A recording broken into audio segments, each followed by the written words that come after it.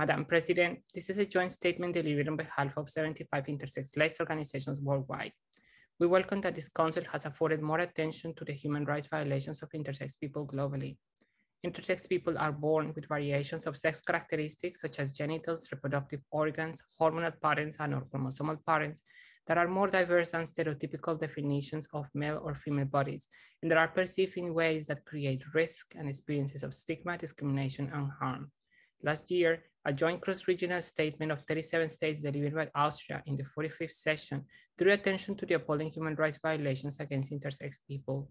The summer session of this council saw a strong statement by the African group asserting that the segregation of women on the basis of intersex variations had the same effect as apartheid, one of the international crimes against humanity. The African group called for an end to this practice in the field of sports. During this debate, a second cross-regional joint statement called states to take measures to combat violence and discriminations against intersex persons.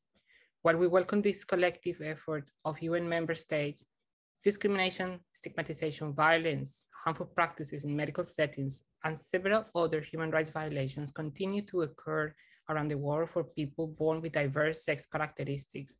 Actions have to follow those statements. Human rights issues affecting intersex people contravene UN human rights standards, including those relating to torture and cruel, degraded, and inhuman treatment, right to health, privacy, the rights of the child, of women, and of persons with disabilities. States need to take a strong and urgent action to uphold their obligations to ensure that intersex people live free from all types of violence and harmful practices, including in medical settings.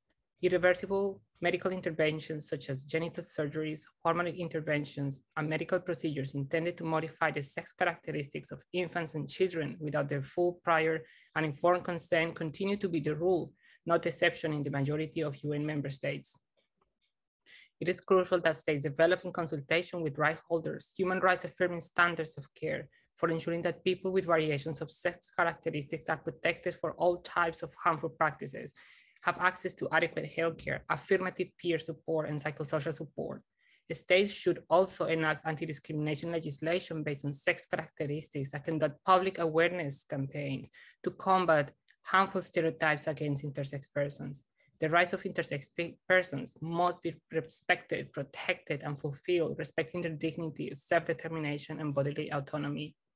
We therefore call upon states as a matter of urgency to end those practices and ban medically unnecessary surgeries, hormonal treatments, and other invasive or irreversible non-vital medical procedures without personal, free, prior, full, and informed consent. Consensually, states need to fulfill their obligation to investigate, prosecute, and provide remedy for acts of violence, including medical abuse, torture, and ill treatment against intersex people, infants, children, adolescents, and adults, and those who defend their rights.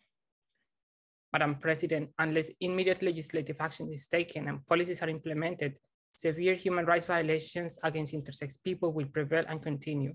This Council needs to send a strong message that such practices are in violation of international human rights norms and must not be tolerated.